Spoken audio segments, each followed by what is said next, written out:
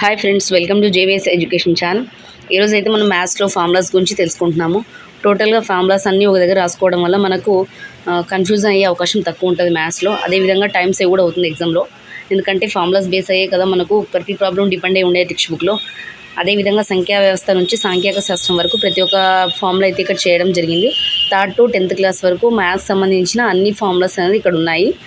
ఇంకా ఒక విషయం ఏంటంటే, మీరు డైలీ ఒక ప్లాన్ ప్రకారంగా ఎగ్జామ్స్ రాసుకోవాలి అని అనుకుంటే టెలిగ్రామ్లో జేవిఎస్ ఎడ్యుకేషన్ ఛానల్ ఫ్రీగానే ఎగ్జామ్ కండక్ట్ చేస్తుంది. మీరు అక్కడ రాసుకోవచ్చు. అన్ని ఎగ్జామ్స్, ఒక సబ్జెక్ట్ అని కాకుండా అన్ని ఎగ్జామ్స్, అన్ని సబ్జెక్ట్స్ 80 days ప్లాన్ వేసి అక్కడ డైలీ ఎగ్జామ్స్ అనేవి జరుగుతున్నాయి. జేవిఎస్ ఎడ్యుకేషన్ ఛానల్లో టెలిగ్రామ్లో జాయిన్ కావాలి అనుకునే వాళ్ళు కామెంట్ చేస్తే లింక్ అనేది షేర్ చేస్తారు. ఓకే, ఇప్పుడు మనం గణిత సూత్రాల గురించి మాట్లాడుకున్నట్టయితే, సంఖ్యా వ్యవస్థ n వేరువేరు అంకెలతో ఏర్పడు n అంకెలు గల సంఖ్యలు n ఫ్యాక్టోరియల్. n వేరువేరు అంకెలు, ఇక్కడ చూడండి 5, 3, 9 వేరువేరు అంకెలైనా లేకపోతే ఏర్పడు 4 అంకెల సంఖ్యలు అన్నాడు. నువ్వు అవన్నీ చూడదు, వాడు ఏ అంకెలు ఇచ్చినాడో చూడదు. అక్కడ 4 అంకెలు ఉన్నాయి, ఇక్కడ 4 ఏర్పడే అంకెలు అన్నాడు కాబట్టి 4 అంకెలు కాబట్టి 4 ఫ్యాక్టోరియల్. n ఫ్యాక్టోరియల్ అన్నా కాబట్టి మనకు 4 ఫ్యాక్టోరియల్. 4 ఫ్యాక్టోరియల్ 4 మూల 12, 12 24. ఆన్సర్ వచ్చేసి 24. అదేవిధంగా n వేరువేరు అంకెలతో ఏర్పడు 6 అంకెల గల సంఖ్యలు అన్నాడు. ఇక్కడ n వేరువేరు అంకెలు, ఇప్పుడు ఒక 5 అంకెలు ఇచ్చినాడు. 5 అంకెలతో ఏర్పడు 3 అంకెల గల సంఖ్యలు, ఇక్కడ 3 మిస్ అయింది. 3 అంకెల గల సంఖ్యలు ఎన్ని అన్నాడు అనుకో, అప్పుడు చూడండి formula n factorial by n minus r factorial అంటే తీసేయాలన్నమాట. దేంతో ఏర్పడే సంఖ్యలు అడిగినాడో ఇచ్చిన సంఖ్యలో దాన్ని తీసేయాలి. n factorial by n minus r factorial. ఇక్కడ చూడండి 5 ఫ్యాక్టోరియల్ మైనస్ 3 ఫ్యాక్టోరియల్ అంటే 5 ఫ్యాక్టోరియల్ బై 2 ఫ్యాక్టోరియల్. 5 ఫ్యాక్టోరియల్ అంటే ఏమిటి? 5, 4, 3, 2, 1. అక్కడ 2, 1 క్యాన్సల్ అయ్యి మనకి ఏం మిగులుతుంది? ఇక్కడ 5, 4, 20, 23, 60. ఓకే, నెక్స్ట్ వచ్చేసి ఒక సంఖ్యను ax by అను ప్రధాన కారణాంకాల లబ్ధంగా రాసినప్పుడు ఆ సంఖ్యకు గల కారణాంకాల సంఖ్య. అసలు ఎన్నిసార్లు డిఎస్సిలో ఈ పాయింట్ మీద, అంటే ఈ కారణాంకాల మీద బిట్లైంది అసలు నాకు తెలిసి పేపర్ అయితే ఉండదు. ఏదో ఒక ఇండైరెక్ట్గానో డైరెక్ట్గానే ఎక్కువసార్లు అడుగుతున్నాడు. ఇండైరెక్ట్గా కూడా 2-3 సార్లు కంటే ఎక్కువ అడిగినాడు. ఓకే, ఒక సంఖ్యను ax ఇంటూ by అను ప్రధాన కారణాంకాల లబ్ధంగా రాసినప్పుడు ఆ సంఖ్యకు గల కారణాంకాల సంఖ్య x+1 ఇంటూ y+1. మనకు ప్రధాన కారణాంకాల లబ్ధంగా రాసినప్పుడు సంఖ్య గల కారణాంకాల సంఖ్య అడిగినప్పుడు x+1 ఇంటూ y+1. అదే సరి కారణాంకాలు అడిగినా అనుకో x into y+1, x into y+1 అనమాట. a=2 అయినప్పుడు మాత్రమే, అంటే మనకు సరి కారణాంకాలు అడుగుతున్నాడు కాబట్టి a=2 అయినప్పుడు మాత్రమే సరి కారణాంకాల సంఖ్య x ఇంటూ y+1. అదే బేసిక్ కారణాంకాల సంఖ్య అయితే y+1. ప్రధాన కారణాంకాలు ఏవైనా ఇక్కడ a ఇంటూ b, ఇవే ఆయన ఇక్కడ క్వశ్చన్ ఉంది కదా. ప్రధాన కారణాంకాలు లబ్ధంగా రాసినప్పుడే మన కారణాంకాలు, సరి కారణాంకాలు, బేస్ కారణాంకాలు, అలాగే ప్రధాన కారణాంకాలు. అలాగే కారణాంకాల మొత్తం ఇక్కడ ఏమడుగుతున్నా, కారణాంకాల మొత్తం వచ్చేసి a power x+1 minus 1 by a minus 1, b power y+1 minus 1 by b minus 1. కారణాంకాల మొత్తం. సరి సంఖ్య యొక్క సాధారణ రూపం వచ్చేసి 2n. ఓకే, బేసి సంఖ్య సాధారణ రూపం వచ్చేసి 2n మైనస్ 1 లేదా 2n+1. a, b అను 2 సంఖ్యలు కాసాగు l, గాసాబా g అయితే వాటిని a into b equal to l into g అగును. తెలుసు కదా, ఈ 2 సంఖ్యల కాసాగు లబ్ధము ఇంటూ ఆ 2 సంఖ్యల కాసాబా గాసాబా అని. a, b అను 2 సంఖ్యలు కాసాగు గాసాబా అయినా, అంటే 2 సంఖ్యలు వచ్చేసి మన కాసాగు ఎల్ అనుకో, గాసాబా g అయిందనుకో, అప్పుడు ఆ 2 సంఖ్యలు మనం ఏ విధంగా సమానం చేసుకున్నామంటే a ఇంటూ b, అంటే ఇక్కడ ఇచ్చిన సంఖ్యలు ఇంటూ మనం తీసుకున్న కాసాబా గాసాబాకి సమానం. భిన్నాల కాసాగు, ఇక్కడ చాలామంది కాసాగు గాసాబా భిన్నాలు ఇచ్చినప్పుడు అసలు ఎలా చేయాలో తెలియదు, అసలు వాటిని టచ్ కూడా చేయరు చాలామంది. అయితే చూడండి, సింపుల్గా చెప్తున్నా. భిన్నాల కాసాగు అడిగినాడు కదా, మనకు కాసాగు అడిగినాడు కాబట్టి కాసాగి పైన ఉండాలి. ఇక్కడ గాసాబా అడిగినాడు కాబట్టి గాసాబాని పైన ఉండాలి. ఫస్ట్ ఆఫ్ ఆల్ మీరు ఈ 2 పాయింట్లు గుర్తుపెట్టుకోవాలి. వాడు అడిగింది ఏంటి, మనం చేయాల్సింది ఏంటి. కాసాగు అడిగినాడు అనుకో, ఫస్ట్ లవం బై హారమే కదా. మనం ఎప్పుడైనా భిన్నాన్ని ఇట్లా రాస్తామండి, లవం బై హారమే. భిన్నాలు అంటేనే మనకేం తెలుసు, లవము బై హారము. లవం బై హారం. కాసాబా అడిగిన కాబట్టి కాసాబై, మిగిలింది ఏంటి గాసాబా వేసేసి. ఇక్కడ గాసాబా అడిగిన కాబట్టి గాసాబై, మిగిలింది ఏంటి కాసాగు. సింపుల్. భిన్నం అంటే ఏంటి, లవం బై హారం. కాసాగు అడిగితే కాసాగు బై గాసాబా చేస్తావు, గాసాబా అడిగితే గాసాబు బై కాసాగు చేస్తావు, అంతే. ఇంతకన్నా ఈజీగా ఎవరు చెప్పరు, మీరు మర్చిపోతే మీకు అర్థం. నెక్స్ట్ చూడండి, విభాజ్యం బై విభాజకం. ఇలా ఇచ్చినప్పుడు 5/4 ఇచ్చినప్పుడు దాంట్లో భాగఫలం ఏది, శేషం ఏది, విభాజకం ఏది అని మనం అడిగినప్పుడు ఇది చూడండి, భాగఫలం శేషం భాగఫలము అంటే మనకు ఒక ఇక్కడ 5/4 ఇచ్చినాడు అనుకో, అప్పుడు మనల్ని అడుగుతాం దాంట్లో భాగఫలం ఏది అలా ఇచ్చినప్పుడు మనం విభాజ్యం ఏది, భాజకం ఏది, భాగఫలం ఏది, శేషం ఏది అని చెప్పాలనుకున్నప్పుడు ఈ ఫార్ములా మనకి యూజ్ అవుతుంది. విభాజ్యం బై భాజకము, భాగఫలం ప్లస్ శేషం బై విభాజకము. మనకి ఎవరికి ఉండకపోయినా మనకు తెలుసు ఇది శేషం అని, ఇది భాగఫలం అని, భాజకం అని, ఇది విభాజ్యం అని.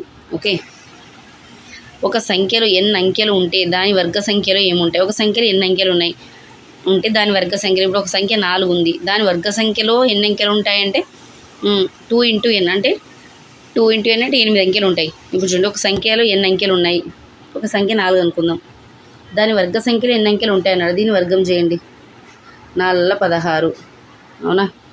దాని వర్గ సంఖ్యలో 2n ఉంటాయి అన్నాడు, అంటే 2 × 4.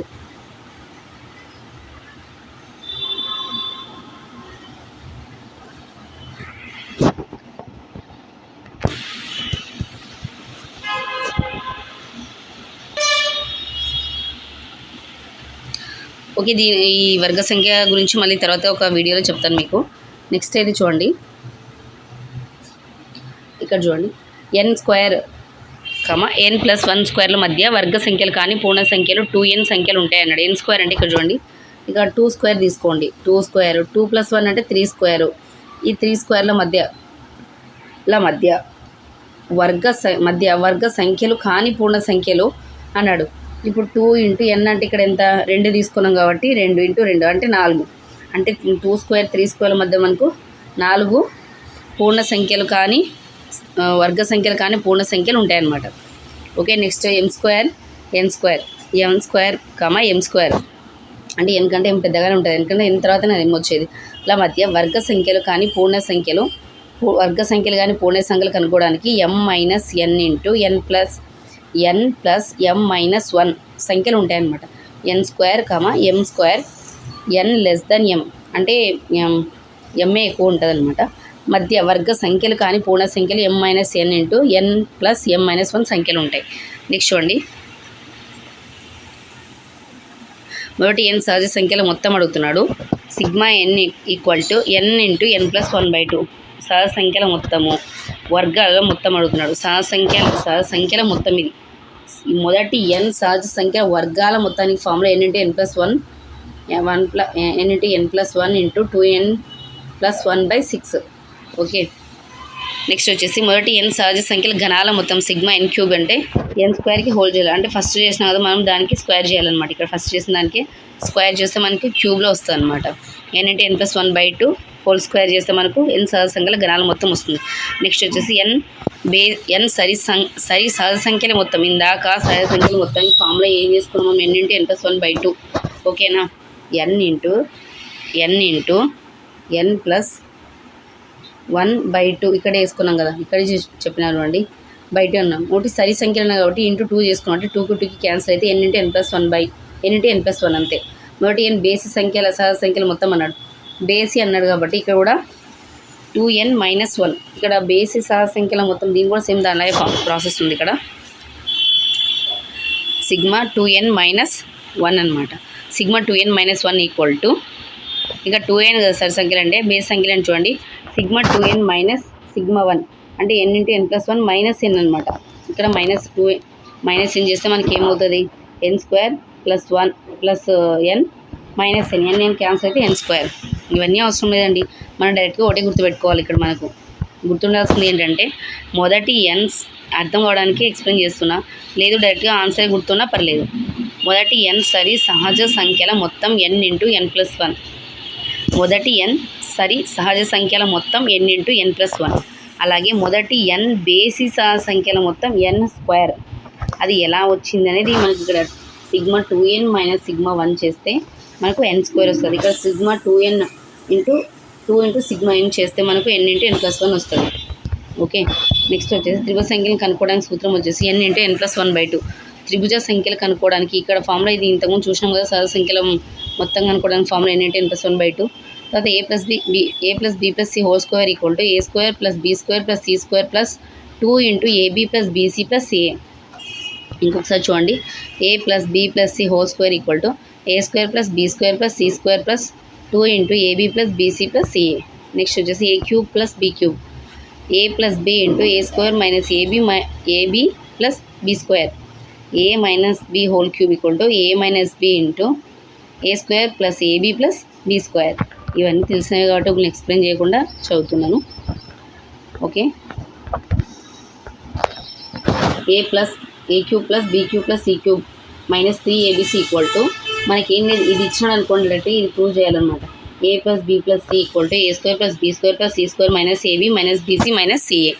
a³ + b³ + c³ - 3abc ఇచ్చినప్పుడు, లేదా మనకి ఇది ఇచ్చినాడు అనుకో, LHS ఇస్తే RHS చేయాలి, RHS ఇస్తే LSH చేయాలి.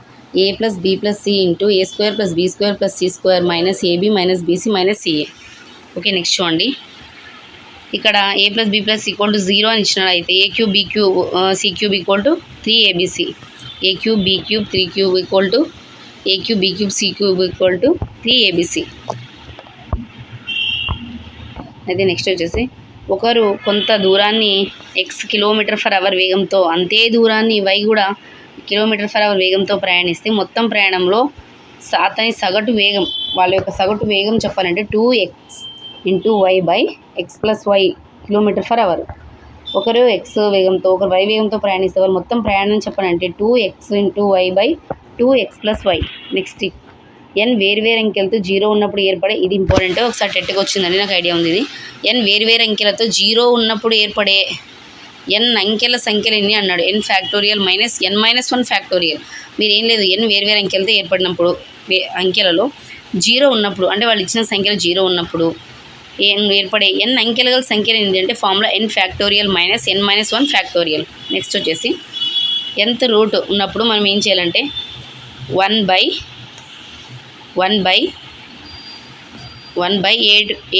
to the power of 2n 1/a to the power of 2n అనమాట.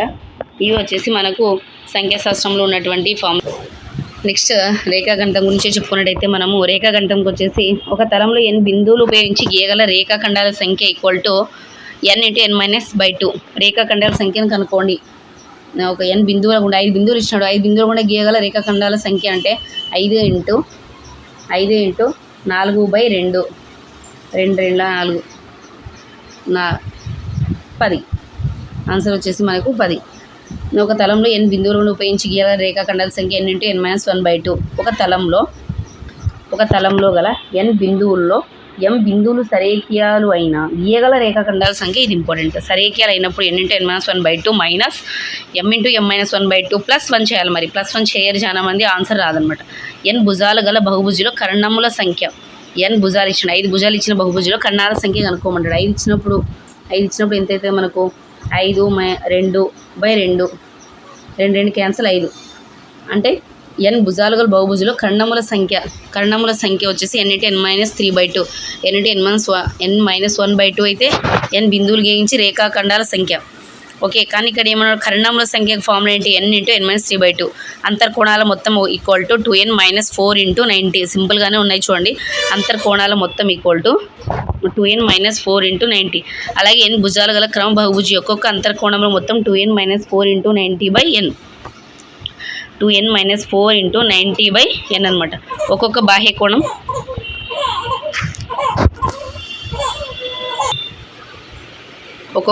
కోణం ఇక్కడ చూడండి, అంతర్కోణాల మొత్తం 2n - 4 × 90.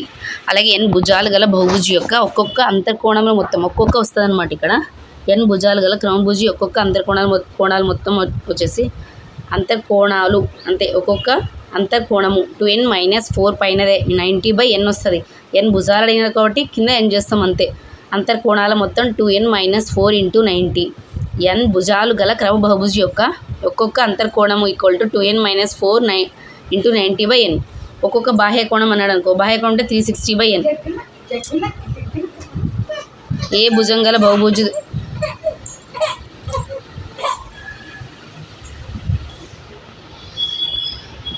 ఏ భుజంగా గల సమబాహు త్రిభుజం యొక్క పరివృత్త వ్యాసార్థం ఈక్వల్ టు a/√3. ఏ భుజంగా గల సమబాహు త్రిభుజం యొక్క పరివృత్త వ్యాసార్థం a/√3. అంతర్వృత్త వ్యాసార్థం ఏ భుజంగా గల సమబాహు త్రిభుజం యొక్క అంతర్వృత్త వ్యాసార్థం a/√3. చాలా కన్ఫ్యూజ్ అయ్యేవి. ఏ భుజంగా గల సమబాహు త్రిభుజం యొక్క పరివృత్త వ్యాసార్థం a/√3. అంతర్వృత్త వ్యాసార్థం అయితే a/2√3. వృత్త పరిధికి వ్యాసానికి గల నిష్పత్తిని పైతో సూచిస్తామన్నమాట మనం. c/d ఈక్వల్ టు పై. అప్పుడు c ఈజ్ πd అవుతుంది. c is 2πr. వృత్త పరిధికి వృత్త వ్యాసానికి నిష్పత్తి వచ్చేసి మనకు 2πr అనమాట. వృత్త పరిధికి వృత్త వ్యాసానికి గల నిష్పత్తి పైతో చూస్తాం కాబట్టి c ఈజ్ 2πr అనమాట. c is 2πr. అదేవిధంగా r వ్యాసార్థం గల అర్ధవృత్తం చుట్టుకొలత అడుగుతున్నాడు. r వ్యాసార్థం గల అర్ధవృత్తం చుట్టుకొలత వచ్చేసి మనకు 36/7 × r. r వ్యాసార్థం గల అర్ధవృత్తం యొక్క చుట్టుకొలత. భ్రమణ సౌష్ఠవ పరిమాణం వచ్చేసి మనకు 360 భ్రమణ సౌష్ఠవ కోణం.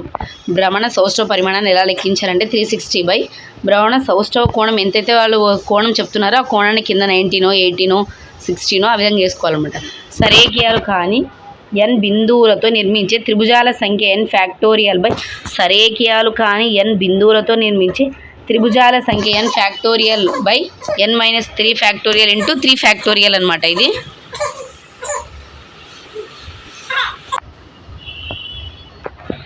n భుజాలు గల ఒక క్రమ బహుభుజి యొక్క భ్రమణ సౌష్ఠవ కోణం వచ్చేసి 360/n అనమాట.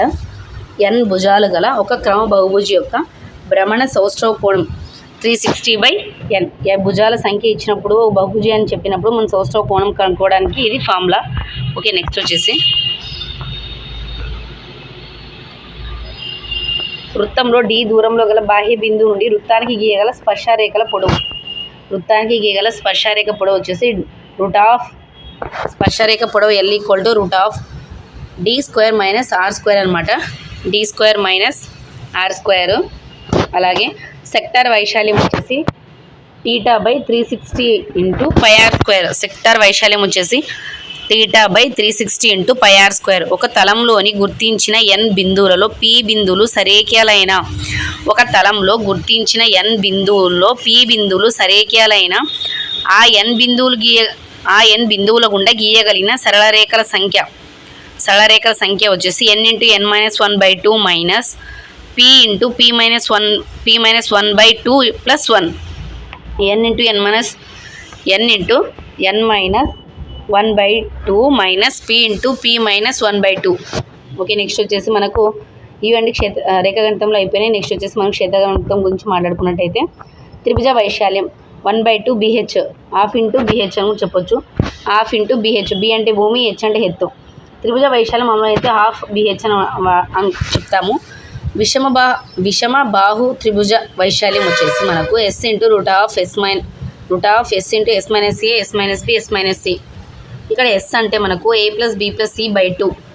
విషమ బాహు త్రిభుజ వైశాల్యం ½ bh.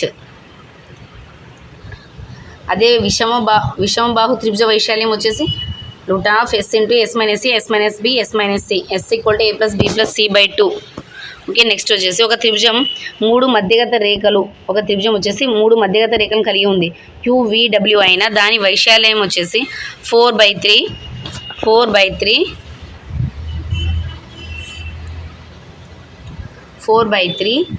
s × s-u, s-p, s-w. ఇక్కడ s అంటే సేమ్ అక్కడ a + b + c/2 లాగే అనమాట. ఏమంటే ఇక్కడ ఏబిసిలు కాకుండా ఏం వాడుతున్నామంటే UVW వాడినాం అనమాట. ఇది 3 మధ్యగత రేఖలు ఇచ్చినప్పుడు 4/3 3 మధ్యగత రేఖలు కాబట్టి ఖచ్చితంగా 4/3 అని గుర్తుపెట్టుకోండి. 4/3 × √s × s-u, s-v, s-w. Next వచ్చేసి సంబాహు త్రిభుజ వైశాల్యం a = 1/2 bh. సంబాహు త్రిభుజ వైశాల్యం ½ × bh. త్రిభుజ వైశాల్యం ½ bh లాగే సంబాహు త్రిభుజ వైశాల్యం కూడా ½ × bh. ఓకే, మనకి ఎక్స్ప్లెనేషన్ కావాలంటే 1/2 a × √3/2 × a. ఇక్కడ వచ్చేసి మనకు √3 × 4 2 × 4 a × a². ఈ విధంగా అనమాట. సంబాహు త్రిభుజ వైశాల్యం వచ్చేసి మనకు ఫార్ములా √3/4 × a². మామూలుగా అంటే మనం త్రిభుజ వైశాల్యం ఏంటి ½ bh. మనకి ఇక్కడ ½ b అంటే ఏమి a తీసుకున్నాము, హెచ్ అంటే ఎత్తుకు వచ్చేసి √3/2 అనేది మనకు తెలుసు ఇంటూ ఏ. దీన్ని చేస్తే √3/4 ఇంటూ ఏ స్క్వేర్. నెక్స్ట్ వచ్చేసి సమద్విబాహు త్రిభుజ వైశాల్యం. మనకు ఎగ్జామ్లో డైరెక్ట్గా గుర్తు రాదంటే ప్రాసెస్ కూడా ఇక్కడ ఉంటుందన్నమాట. మీరు ఒకవేళ ప్రాసెస్ అయినా గుర్తుపెట్టుకోండి, డైరెక్ట్గా ఆన్సర్ అయినా గుర్తుపెట్టుకోండి. సమద్విబాహు త్రిభుజ వైశాల్యం b/4 into √4a² - b². b/4 సమద్విబాహు అన్నారు. ద్విబాహు అంటే b/4 into √4a² - b². Okay. సమబాహు త్రిభుజ పరివృత్త వ్యాసార్థం r = a/√3. r = మనకు వచ్చేసి a/√3. సమబాహు త్రిభుజ పరివృత్త వ్యాసార్థం.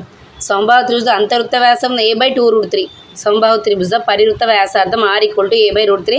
సమబాహు త్రిభుజ అంతవృత్త వ్యాసార్థం r = a/2√3. లంబకోణ సమద్విబాహు త్రిభుజ వైశాల్యం వచ్చేసి ½ ఇంటూ a². లంబకోణ సమద్విబాహు త్రిభుజ వైశాల్యం ½ ఇంటూ a². ఇక్కడ లంబకోణ సమద్విబాహు త్రిభుజానికి పటం చూసినట్టయితే మనము లంబకోణం అంటే మనం 90 degrees ఉంటుంది కాబట్టి లంబము, సమద్విబాహు అంటే 2 భుజాలు సమానంగా ఉంటాయి కాబట్టి ఇక్కడ ఏ తీసుకున్నామా, ఇక్కడ ఏ తీసుకున్నామా, లంబం ఉందా, అప్పుడు ఈ రెండింటికి సమద్విబాహు అంటే ఏం చేయాలి మనము, రెట్టింపు ఉండాలి కదా, 2 √a. అప్పుడు చూడండి త్రిభుజ వైశాల్యం 1/2 a². 1/2 a² ½ a² అని చెప్పొచ్చు. 1/2 a².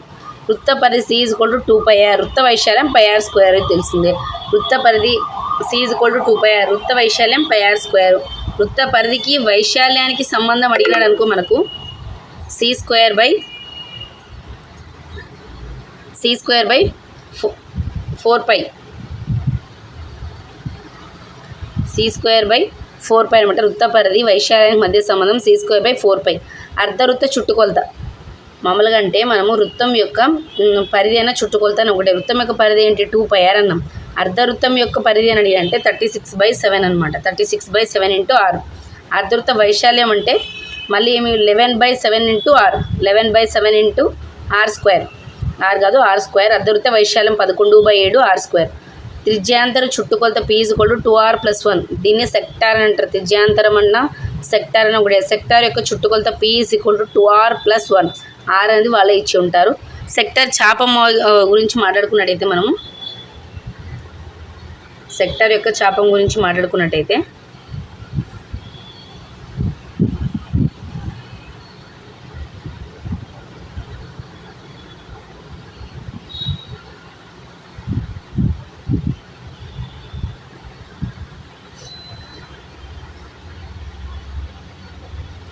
సెక్టార్ వైశాల్యం a = x/360 into πr². Sector వైశాల్యం a = x/360. సెక్టార్ వైశాల్యం అంటే వాళ్ళే x డిగ్రీ అన్నాం కదా, అక్కడ డిగ్రీ వాళ్ళే ఇచ్చింటారనమాట. ఇన్ని డిగ్రీలతో అని ఇచ్చినప్పుడు r ఇచ్చినప్పుడు మనకి ఏముంటుంది, సెక్టార్ వైశాల్యం a = x డిగ్రీ/360 ఇంటూ πr² సెక్టార్ వైశాల్యము.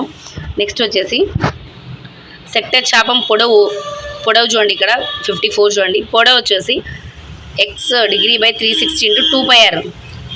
సెక్టార్ చాపం పొడవు అడిగితే 2πr. అది సెక్టార్ వైశాల్యం అయితే x డిగ్రీ/360 ఇంటూ πr². 2πrకి πr²కి తేడా అంతే. ఇక్కడ పొడవు అన్నప్పుడు 2πr వాడతాము, వైశాల్యం అన్నప్పుడు πr² వాడతాం. చాపం పొడవు వైశాల్యానికి మధ్య సంబంధం. చాపం పొడవు వైశాల్యానికి మధ్య ఒక సంబంధం అంటే ఇప్పుడు సెక్టార్ యొక్క పొడవు వైశాల్యానికి సంబంధం a = LR/2. a = LR/2. దీర్ఘచతురస్రం చుట్టుకొలత చెప్పని అవసరం లేదు. 2 × L + b. దీర్ఘచతురస్రం యొక్క వైశాల్యం L × b. దీర్ఘచతురస్ర కర్ణం d = ఇది కొంచెం గుర్తుపెట్టుకోవాలి, √L² × b². √L² × b². చతురస్ర చుట్టుకొలత 4a. చతురస్ర వైశాల్యం a = a². వైశాల్యం a², చుట్టుకొలత 4a. కర్ణం వచ్చేసి 2√2a. ఇక్కడ గుర్తుపెట్టుకోవాల్సింది రెండే మీరు. దీర్ఘచతురస్రం యొక్క కర్ణం d × √L² × b². అలాగే చతురస్రం యొక్క కర్ణము d × √2a. చతుర్భుజ వైశాల్యం a = ½ d × h1 + h2. చతుర్భుజ వైశాల్యం a = ½ d × h1 + h2. h1 + h2. ఇక్కడ చూడండి, ఇక్కడ d అంటే ఇక్కడ కర్ణము, h1 h2 అనే కర్ణం మీద నుండి ఎదుటి శీర్షాల నుండి గీయబడిన లంబరేఖలు. కర్ణం మీదకు ఎటు శీర్షాల నుండి గీయబడిన లంబరేఖలు h1 h2. d అనేది కర్ణము, ఇక్కడ ½ అనేది తీసుకోండి. చతుర్భుజ వైశాల్యం ½ × d h1 + h2. సమలంబ చతుర్భుజం యొక్క వైశాల్యం చూసినట్టయితే దీని సమలంబాన్ని ట్రెపీజియం అంటాం కదా. వైశాల్యాన్ని చూసినట్టయితే మనము A is equal to half A plus b, half వచ్చేసి A ప్లస్ బి. ట్రెపీజియం వైశాల్యం A is equal to half A plus b. A కం బి సమాంతర భుజాలు. ఇక్కడ హెచ్ అనేది మా భుజముల యొక్క మధ్య లంబ దూరం అనమాట. సమాంతర చతుర్భుజం యొక్క చుట్టుకొలత 2 × A ప్లస్ బి. సమాంతర చతుర్భుజం యొక్క చుట్టుకొలత 2 × A ప్లస్ బి. సమాంతర చతుర్భుజం యొక్క చుట్టుకొలత. సమాంతర చతుర్భుజం వైశాల్యం అయితే BH. రాంబస్ లేదా సమచతుర్భుజం అంటారు దీన్ని. సమచతుర్భుజం చుట్టుకొలత 4A తెలిసిందే. రాంబస్ వైశాల్యం హాఫ్ × D1 × D2. రాంబస్ త్రిభుజం వచ్చేసి √D1² + D2² / 4. రాంబస్ యొక్క భుజం ఒక భుజం కనుక్కోవాలంటే by 4 చేయాలండి. D1² + D2² √D1² + D2² / 4. Rhombus వైశాల్యం వచ్చేసి A is equal to half D1 × D2. చుట్టుకొలత వచ్చేసి 4A. ఎల్ పొడవు బి వెడల్పు గల దీర్ఘచతురస్రం స్థలం చుట్టూ బయట వైపు W వెడల్పు గల బాట కలదు అయిన బాట వైశాల్యం. ఎల్ పొడవు బి వెడల్పు గల దీర్ఘచతురస్ర స్థలం చుట్టూ బయట వైపు W వెడల్పు గల బాట కలదు అయిన బాట వైశాల్యం 2WL + B + 2W. అదే లోపల వైపు ఆడినప్పుడు 2WL + B + -2W. మీరు సోదంతా చూడకుండా ఈ ఫామ్లో ఒకటే గుర్తుపెట్టుకోండి. 2W × L + B + +2W. 2W × L + B + -2W. Okay. Next వచ్చేసి ఎల్ భుజంగా గల చతురస్రాకారం చుట్టూ బయట వైపు W వెడల్పు గల బాట. చతురస్రాకారంగా అయితే 4WL + W. అదే లోపల వైపు అయితే 4WL - W. చతురస్రాకారానికి 4WL + W. లోపల వైపు అయితే 4WL - W. అదే దీర్ఘచతురస్రానికి అయితే బయట వైపు 2W × L + B + +2W. లోపల వైపు అయితే -2W వస్తుంది. ఇక్కడ కూడా సేమ్ అంతే. మైనస్ దగ్గర మనము W దగ్గర మైనస్ పెడతాం. D1 D2 కర్ణాలు గల రాంబస్ చుట్టుకొలత. 2 × √D² + D2². D² / D2². Rhombus భుజం అయితే by 4 చేయాలా. చుట్టుకొలత 2 × 2 కర్ణాలు కాబట్టి 2 × D1² + D2². చతురస్ర ఖండం D అయినా దాని వైశాల్యం D²/2. చతురస్ర ఖండం D అయినా దాని వైశాల్యం D²/2. చతురస్ర ఖండం గురించి అడుగుతున్నాడు. యాక్చువల్గా చతురస్ర ఖండం వచ్చేసి 2√2 × A కదా చతురస్ర ఖండం. ఇక్కడ ఖండం D అయినా అంటే ఖండం వాడే ఇచ్చేసినాడు D అని, అంటే √2 వాల్యూ D అని ఇచ్చిన దాని వైశాల్యం చెప్పండి అంటాడు. అప్పుడు ఏం వాడతాం మనము? D²/2.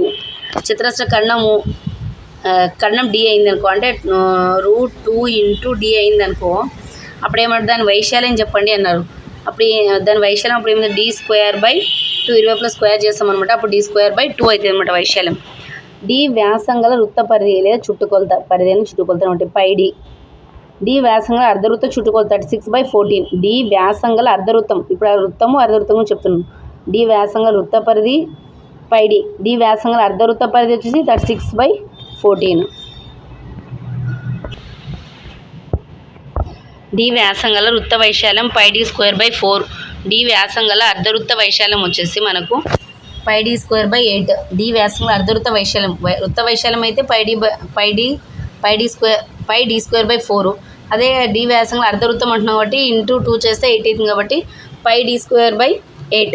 వెలుపల వృత్త వ్యాసార్థం R, లోపల వృత్త వ్యాసార్థం స్మాల్ r. వెలుపల వృత్త వ్యాసార్థం క్యాపిటల్ R, లోపల వృత్త వ్యాసార్థం స్మాల్ r అయినా కంకణ వైశాల్యం వచ్చేసి R +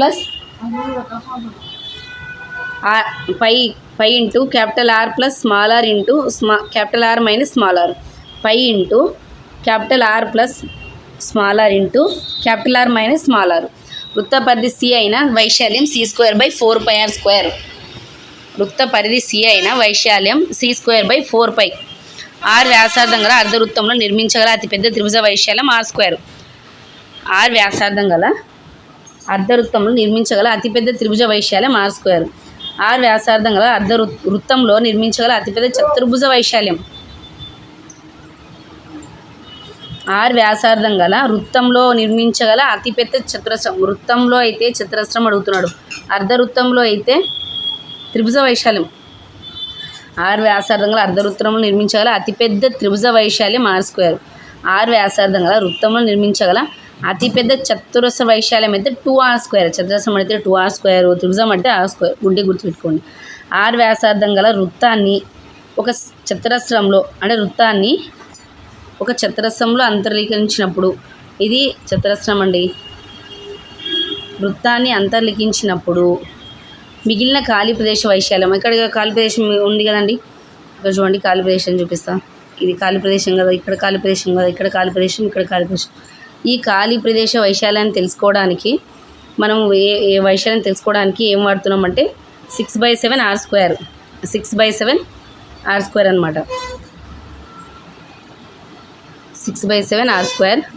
నెక్స్ట్ వచ్చేసి r వ్యాసార్థం గల 3 వృత్తాలు బాహ్యంగా స్పర్శించుకున్నప్పుడు, r వ్యాసార్థం గల 3 వృత్తాలు బాహ్యంగా స్పర్శించుకున్నప్పుడు వాటి మధ్య ఖాళీ ప్రదేశంలో ఏర్పడు వైశాల్యం 0.161 r², 0.161 అనుకున్నాం కాబట్టి 0.161 r². ఏ భుజంగా గల సమబాహు త్రిభుజం యొక్క ఎత్తు వచ్చినాయి. ఇంక ఇవన్నీ వస్తాయి త్రిభుజం గురించి. ఇక్కడ చూడండి, ఇక్కడ నుంచి మొదలవుతుంది. ఏ భుజంగా గల సమబాహు త్రిభుజం యొక్క ఎత్తు అడుగుతున్నాడు. h = √3/2 × a. ఏ భుజంగా గల సమబాహు త్రిభుజం యొక్క ఎత్తు h = √3/2 × a. వైశాల్యం అడిగినాడు అనుకో, ఏ భుజంగా గల సమబాహు త్రిభుజం యొక్క ఎత్తు అడిగినప్పుడు h = √3/2 × a. అదే వైశాల్యం అడిగినప్పుడు మీరు ఏం చేస్తారంటే, వైశాల్యం అడిగినప్పుడు √3/4 × a². వైశాల్యం అడిగితే ఏ భుజంగా గల సమబాహు త్రిభుజం యొక్క వైశాల్యం అడిగినప్పుడు √3/4 × a². ఎందుకంటే ఎత్తనప్పుడు మనం h √3/2 × a వేసుకున్నాం కాబట్టి. h ఎత్తు గల సమబాహు త్రిభుజం, ఇక్కడ భుజం ఏ అయిపోయింది, ఇప్పుడు ఎత్తు వచ్చినాడు. h ఎత్తు గల సమబాహు త్రిభుజం యొక్క భుజం a = 2h/√3. a అంటే భుజం = 2h/√3. h ఎత్తు గల సమబాహు త్రిభుజం యొక్క భుజం వచ్చేసి 2h/√3. అదే వైశాల్యం అయితే h² √3. h ఎత్తుగల సమబాహు త్రిభుజం యొక్క వైశాల్యం అయితే h² √3, భుజం అయితే 2h/√3. l పొడవు, b వెడల్పు, h ఎత్తుగల దీర్ఘగణాలు ఇక్కడ వస్తున్నాయి. ఇక ప్రక్కతల వైశాల్యం అంటే 2h/l+b. సంపూర్ణ చూడండి, ఇక్కడ ప్రక్కతల అన్నప్పుడు 2h/l+b. సంపూర్ణతల వైశాల్యం అంటే 2 × lb bh + hL. కర్ణం √l² b² + h². కర్ణం వచ్చేసి √l² b² + h². ఇది దీర్ఘగణం గురించి. ఎత్తు వైశాల్యం వచ్చేసి 2h/l+b. అదే సంపూర్ణతల వైశాల్యం అంటే 2 × lb + bh + hL. కర్ణం √l² b² h². నెక్స్ట్ వచ్చేసి ఇప్పుడు ఘనం గురించి, దీర్ఘగణం గురించి ఇక్కడ చెప్పుకున్నాం కదండి. ఇది ఇంత దీర్ఘగణం గురించి అయితే ఇప్పుడు ఘనం గురించి. ప్రక్కతల వైశాల్యం 4s², సంపూర్ణతల వైశాల్యం 6s². కర్ణం వచ్చేసి √3 × s. ఇక్కడ కర్ణం వచ్చి l² b² h² అయితే ఇక్కడ √3 × s. దీర్ఘగణం యొక్క ఘన పరిమాణం మనకు తెలిసిందే, lbh. s త్రిభుజంగా గల సమగణం యొక్క ఘన పరిమాణం s³. సమగణం యొక్క ఘన పరిమాణము s³. దీర్ఘగణం యొక్క ఘన పరిమాణం lbh. మూతగల పెట్టే బయట కొలతలు lbh. మందం మరియు మందం t అయినా లోపల కొలతలు వరుసగా అని అడిగినాడు అనుకో, లోపల కొలతలు అని అడిగినప్పుడు మనము l - 2t, b - 2t, h - 2t. అదే వాళ్ళే బయట కొలతలు ఇచ్చినారనుకో, ఇక్కడ చూడండి మూతగల పెట్టె గురించి మాట్లాడుతున్నాం. మూత ఉంది పెట్టెకు, మూతగల పెట్టె బయట కొలతలు lbh ఇచ్చినప్పుడు మందం t అయినా లోపలి కొలతలు ఏమైనాయి మనకు l - 2t, b - 2t, h - 2t. అదే ఇప్పుడు మూత లేని పెట్టె గురించి కొలతలు lbh అయినా మందం t అయినా ఇప్పుడు లోపలి కొలతల వరుసగా l - 2t, b - 2t, h - t. ఏం లేదండి, మూత లేని పెట్టెకి మూత ఉన్న పెట్టెకి ఏం డిఫరెన్స్ ఉంది అంటే, మూత ఉంటే h - 2t వాడతాం, అవునా, మూత లేకపోతే h - t వాడతాం, అంతే. h - t, h - 2t అంతే, మీకు గుర్తుపెట్టుకోవాల్సింది ఇక్కడ, అవునా. బయట కొలతలు ఇచ్చినప్పుడు ఇది దీర్ఘ చతురస్రం యొక్క ఒక పొడవులో మార్పు శాతం x% మరియు వెడల్పులో మార్పు శాతం y%. అంటే పొడవును కొంచెం శాతం పెంచి, అలాగే పెంచడం తగ్గిన మార్పు శాతం అంతే, అంటే పెంచడం తగ్గించడం మార్పు శాతం x% మరియు వెడల్పులో మార్పు శాతం అయిన y% మార్పు అయినా దాని వైశాల్యంలో మార్పు శాతం x + y + x + y + x × y/100, x + y + x × y/100. చతురస్రం యొక్క భుజం లేదా చుట్టుకొలతలో మార్పు శాతం x% అయినా దాని వైశాల్యంలో మార్పు శాతం 2x + x²/100. చతురస్రం యొక్క భుజం లేదా చుట్టుకొలత, మన చతురస్రం ఇచ్చిన దాని యొక్క భుజం అని అనుకోండి, లేదా దాని చుట్టుకొలతలు కానీ ఒక భుజంలో కానీ లేదా చుట్టుకొలతలో కానీ మార్పు శాతం x%, అంటే మనం మొత్తం 1% తీస్తున్నాం x% అని, దాని వైశాల్యంలో మార్పు శాతం 2x + x²/100. చతురస్రానికి అయితే 2x + x²/100. అదే దీర్ఘచతురస్రానికి అయితే x + y + x × y/100. సమగణం యొక్క భుజంలో మార్పు శాతం అయితే x% అయినా దాని సంపూర్ణతల వైశాల్యంలో మార్పు శాతం 2x + x²/100. సేమ్ అండి, 2x + x²/100. సమగణమన చతురస్రంలో మార్పు శాతం x% అయితే దాని సంపూర్ణతలలో మార్పు శాతం 2x + x²/100. అదేవిధంగా వృత్త వ్యాసార్థంలో మార్పు శాతం. ఈ మార్పు శాతాలు ఖచ్చితంగా మనకు డైరెక్ట్గానే బిట్ అడుగుతారు, మనం అక్కడ ఈ ఫామ్లో గుర్తుంటే చేసేయచ్చు. ఇక్కడ సమగణం యొక్క భుజంలో మార్పు శాతం x% అయినా 2x + x²/100. అదే వృత్త వ్యాసార్థంలో మార్పు శాతం x% అయినా దాని వైశాల్యంలో మార్పు శాతం వృత్తంలో అయితే 2x + x²/100. వృత్తంలో అయినా సమగణంలో అయినా చతురస్రంలో అయినా. దీర్ఘచతురస్రం ఒక్కటి తేడా ఉంది, x + y + xy/z. అదే సమగణమైన వృత్తంలో అయినా మనకు 2x + x²/100. స్తూపం ప్రక్కతల వైశాల్యం 2πrh. స్తూపం యొక్క ప్రక్కతల వైశాల్యం 2πrh.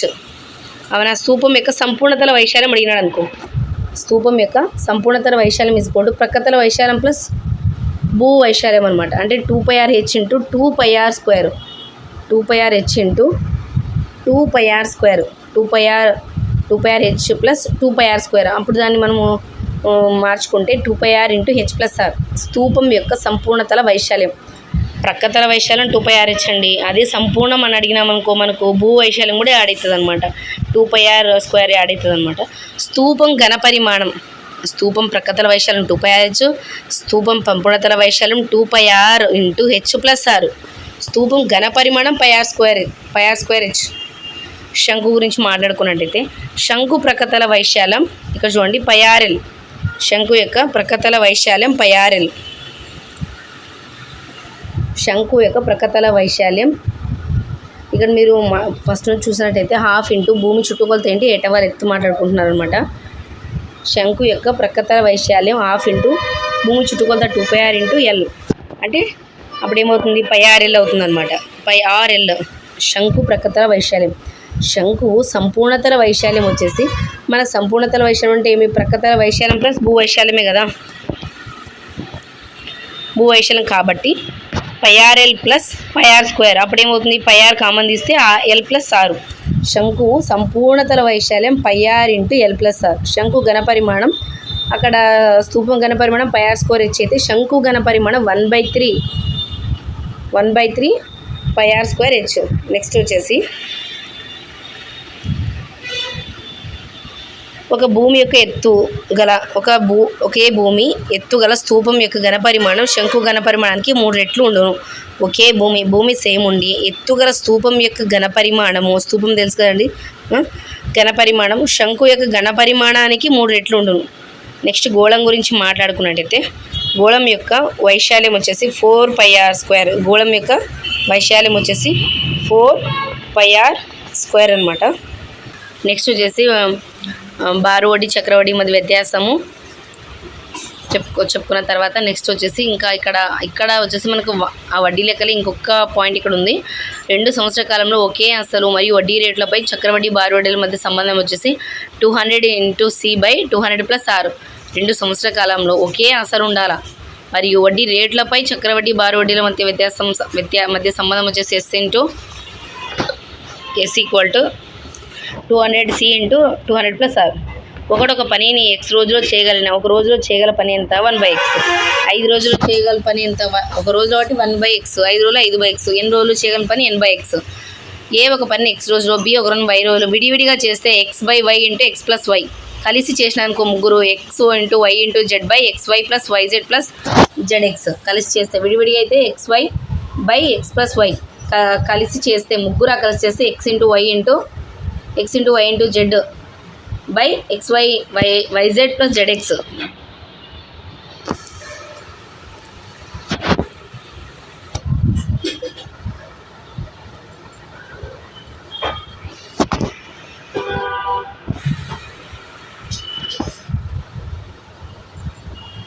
విడివిడిగా చేస్తే x into y by x plus y, కలిసి చేస్తే x into y into z by x y plus y z plus z x. ఏ ఒక పని ఎక్స్ రోజుల్లో, ఏ బీలు ఇద్దరు కలిసి వై రోజుల్లో చేయగలిగిన బి ఒక్కడే ఆ పనిని x into y by x minus y by రోజుల్లో చేస్తారు.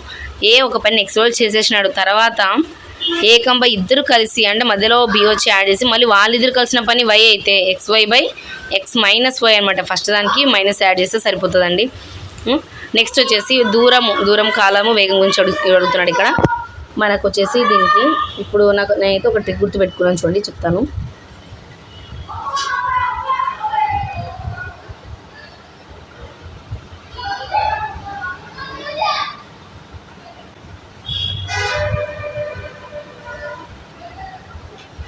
డిఎస్టి ఇక్కడ కాలం అడిగినాడు అనుకోండి, టైం అడిగినాడు అనుకోండి, ఇక్కడ చూడండి డి రాసుకోండి పైన. వెయిట్,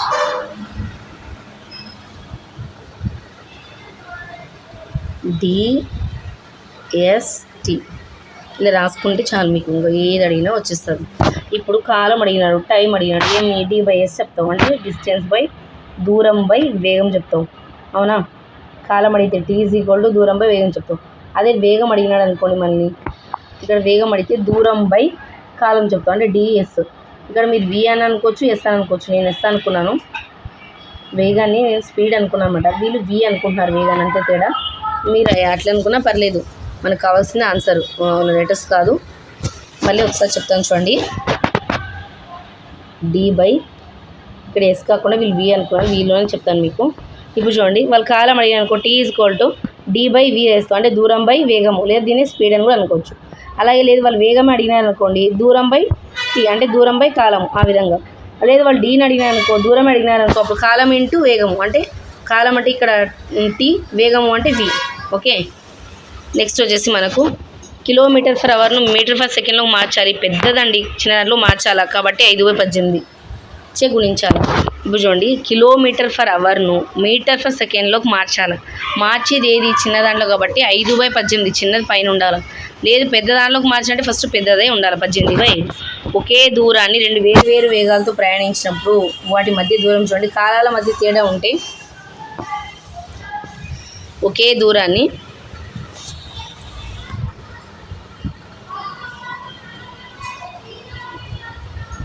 ఒకే దూరం సేమ్ ఉన్నప్పుడు రెండు వేరు వేగాలతో ప్రయాణించినప్పుడు వాటి మధ్య దూరం వచ్చేసి కాలాల మధ్య తేడా ఇంటూ వేగాల లబ్ధంబ వేగాల మధ్య తేడా.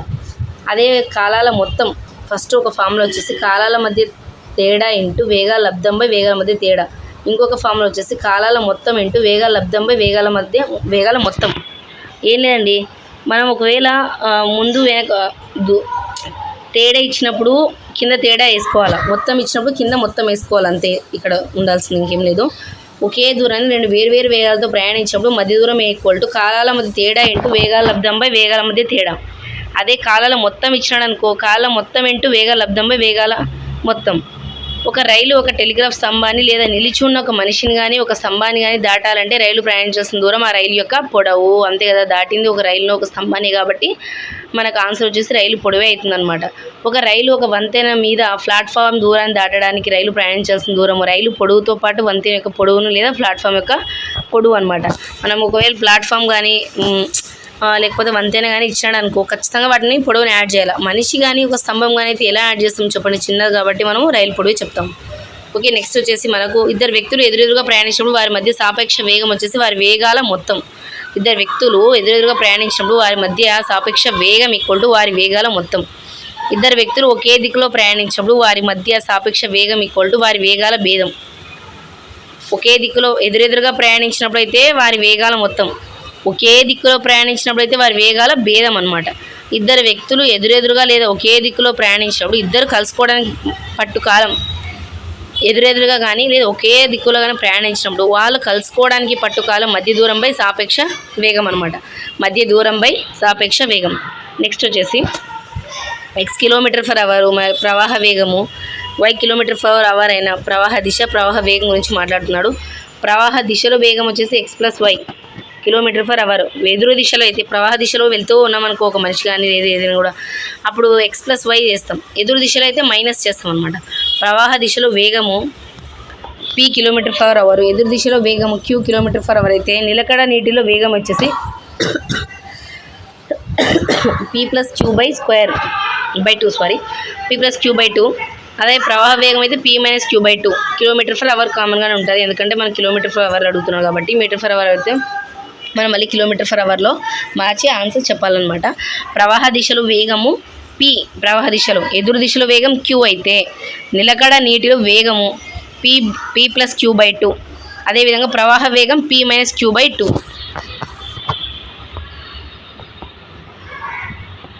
నెక్స్ట్ వచ్చేసి ఒక ప్రవాహ వేగానికి ఎదురుగా ఏ గంటలు ప్రయాణించి ప్రవాహ దిశలో b గంటలు ప్రయాణించిన నిలకడ నీటిలో వేగం వచ్చేసి a+b/a-b ఇంటూ ప్రవాహ వేగము.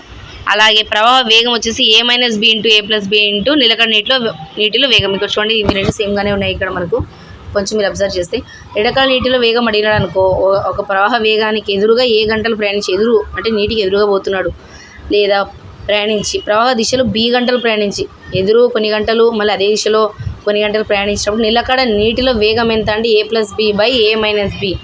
అదేవిధంగా ప్రవాహ వేగం ఈక్వల్ టు a-b అంటే ఆపోజిట్ a-b/a+b ఇంటూ నిలకడ నీటిలో వేగం అనమాట.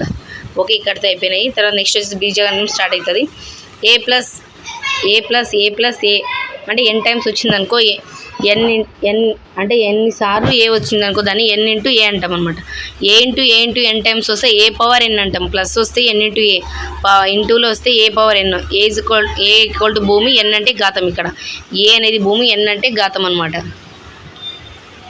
తర్వాత వచ్చేసి a⁴m ఇంటూ a⁴n